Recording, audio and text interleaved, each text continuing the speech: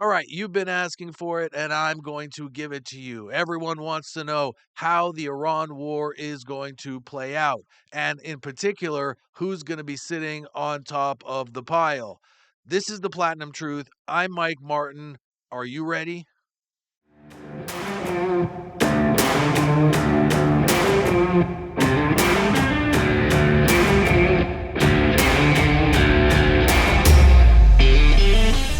Welcome to the truth, the Platinum Truth. Are you ready? Live from Miami, Florida, USA, and broadcasting around the world. You're listening to the Platinum Truth Podcast, the show that covers everything going on that you need to know about. The people have voted. Are you ready?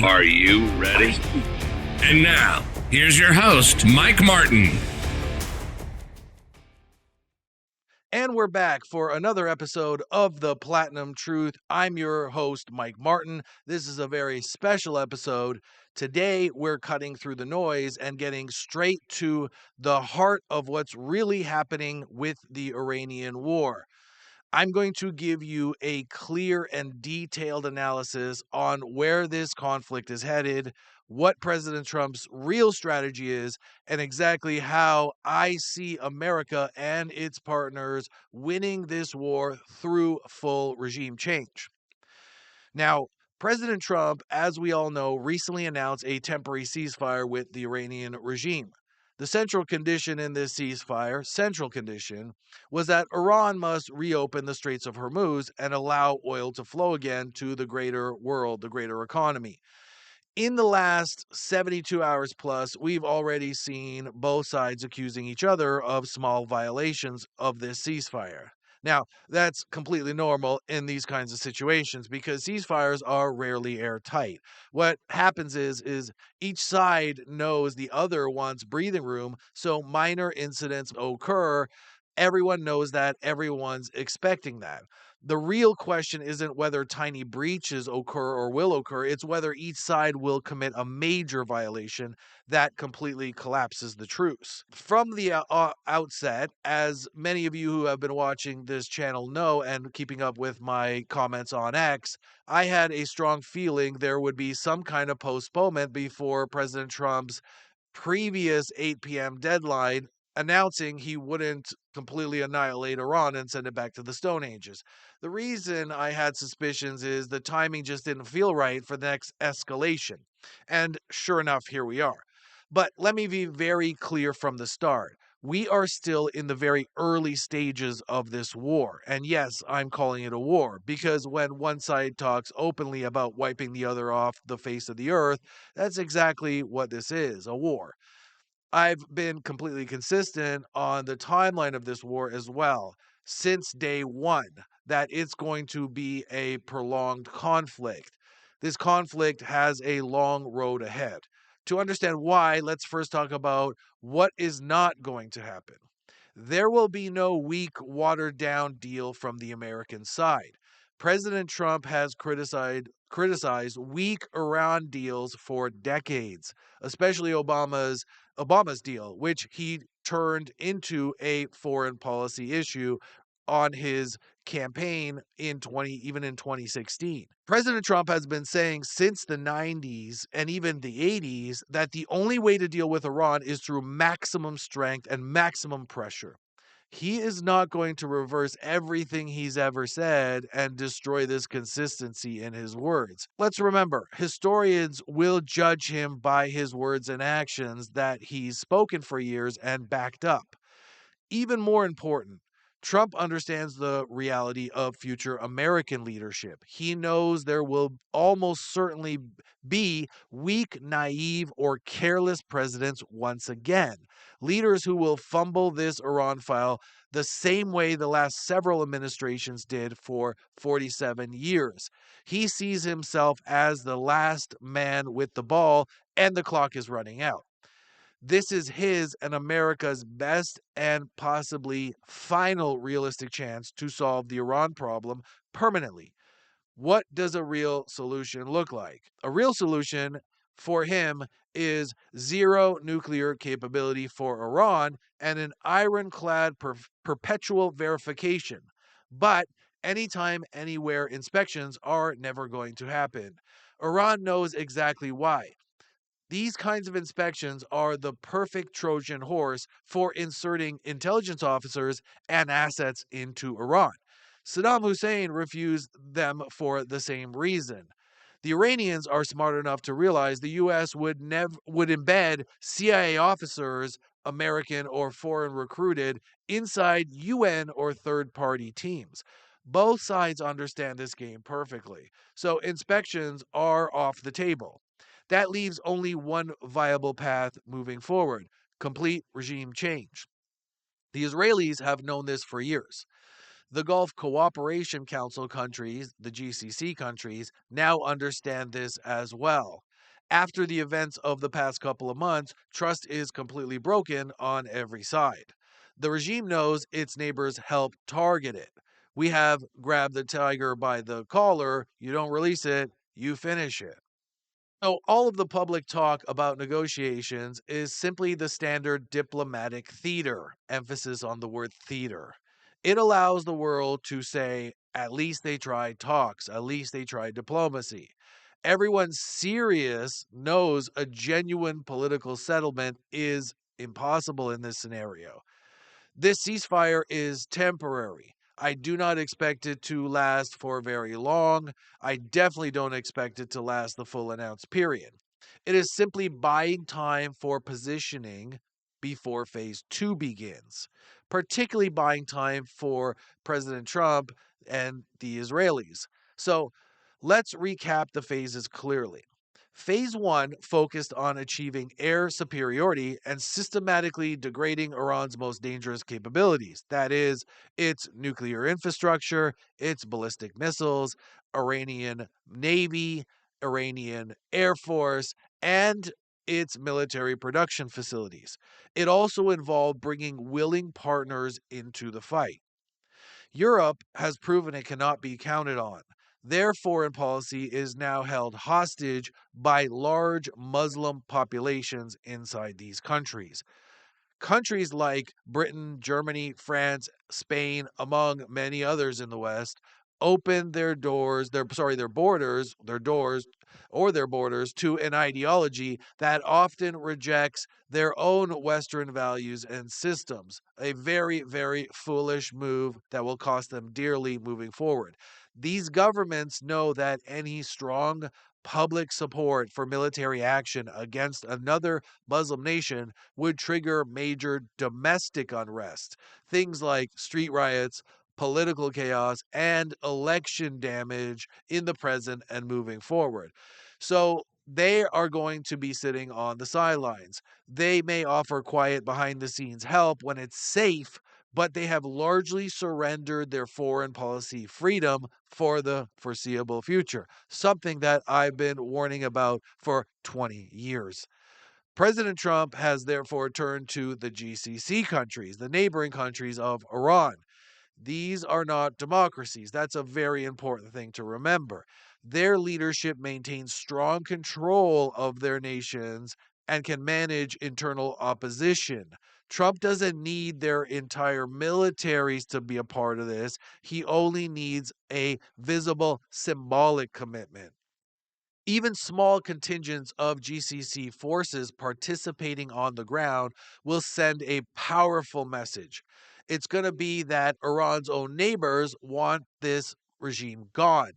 That single fact will isolate Iran diplomatically and give America and Israel massive political cover in the West. This brings us to the heart of today's discussion, which is phase two, the phase we are quietly entering right now.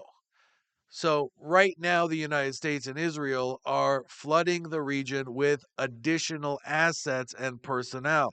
That's actually what this ceasefire is about. That's why they are buying time. This is being done quietly and professionally. So, no public announcements like the foolish Bush administration made before Iraq. You're not going to telegraph this to your enemy and expect your chances of success are going to go up when you do that. Trump understands the power of surprise and never telegraphing your full strength. At the same time, intense diplomatic work is underway to lock in GCC participation. As well, Israeli special forces and IDF units will be operating openly in and around Iran. Thanks to the Abraham Accords and the improved relationships built during President Trump's first term, this is now politically feasible between Israel and the GCC countries. GCC governments will keep regional media relatively calm. I'm talking about outlets like Al Jazeera and other mainstream Arab Street media outlets. Because of that, the old narrative of Jews invading a Muslim country no longer carries the same explosive power it once did.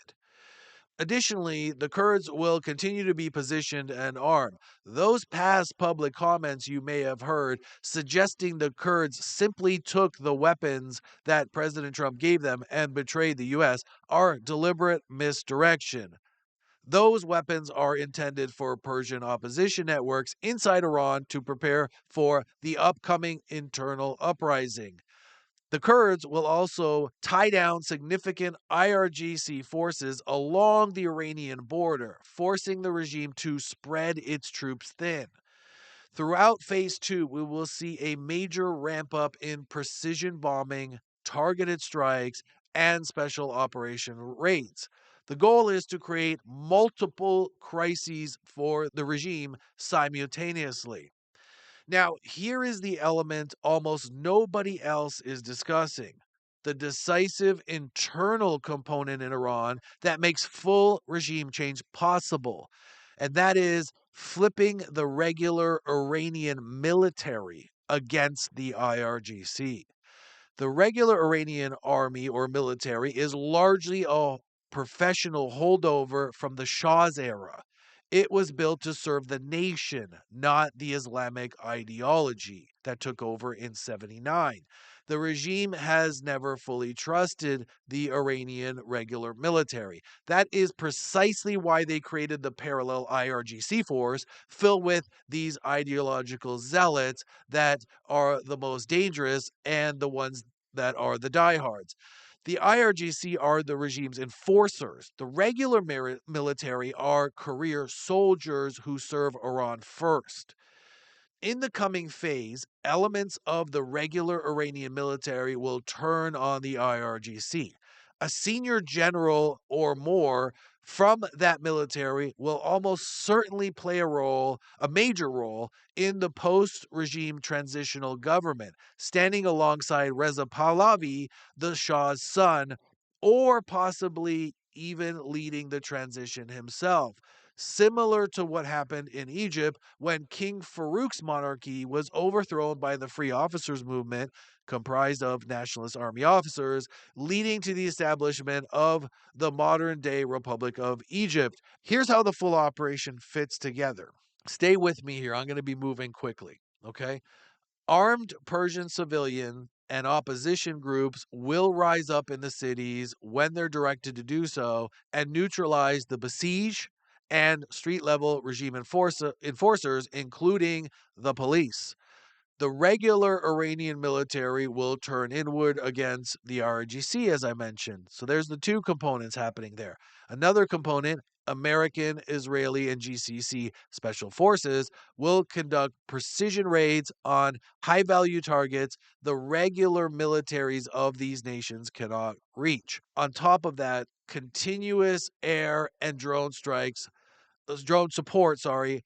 on the ground will be happening as well. Kurdish forces on the border will pin down IRGC units and prevent reinforcement by Russia and China, as well as any attempts at leaking Islamic fighters coming in from Iraq, Lebanon, and whatever is left as far as the Shia terrorist units operating in Syria today. This coordinated pressure from every direction, again, internal uprising, military civil war, special forces, air power, and regional allies, is how you successfully overthrow the Islamic regime in Iran. I am predicting this will take roughly about 3 to 6 months from the real start of phase two.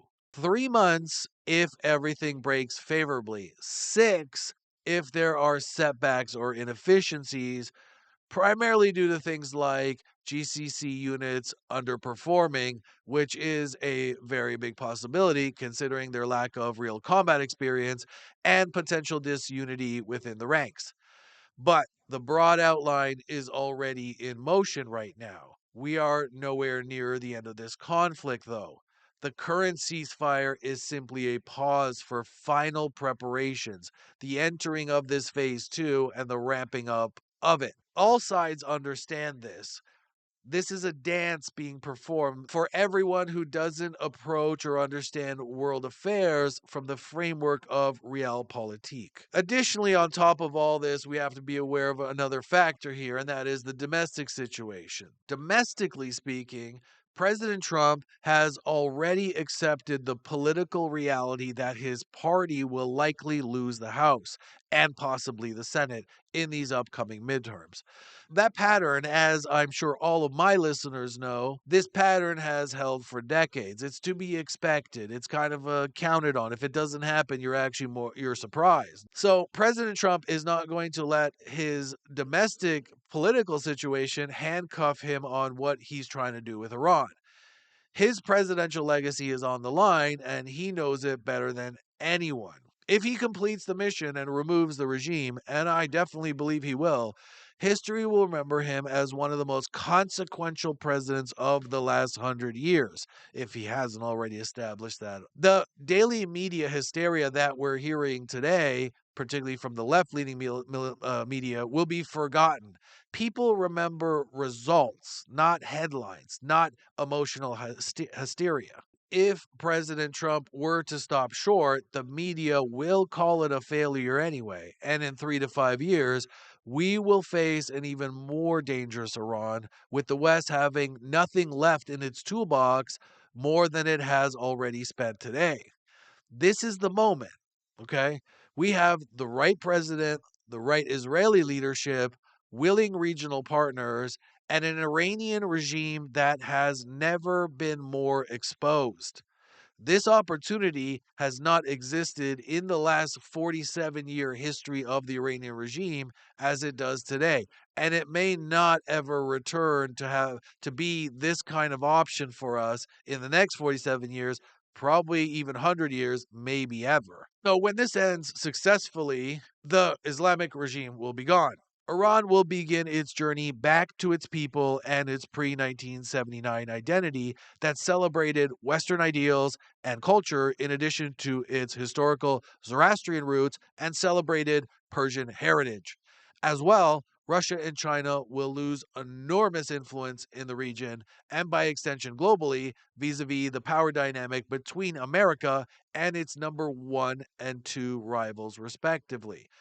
America's position as the dominant power in the Middle East will be secured for the next half century and beyond, and this success will bring forward another American century where the American people can feel safe from overtly nefarious, aggressive states like Iran and benefit further from President Trump's enormous courage to go for it all in this one incredible, bold, courageous chess move to take the board. Because of this success, zero conflict will be necessary with Cuba, as the Cuban government will have no other move but to play ball utterly and completely in economic and political ways that we have not seen since the 1956 Fidel Castro communist takeover of the island. This is my detailed prediction of the Iran war, how it's going to be played out, and who's going to end up on top. And this is also the strategy I definitely know Trump is executing on. Phase two, let's remember, is quietly now underway. This is the most intense phase. So make sure you save this episode. I welcome it. Mark my words. In a few months, events will unfold very close to what I've laid out here today. And I only say very close because, of course, we know the enemy does have a say, but we also know what their options are and what possibilities exist, even to Islamic zealots who seek out end days. Once again, I'm Mike Martin. This is the Platinum Truth. And remember, The only truth is the platinum truth.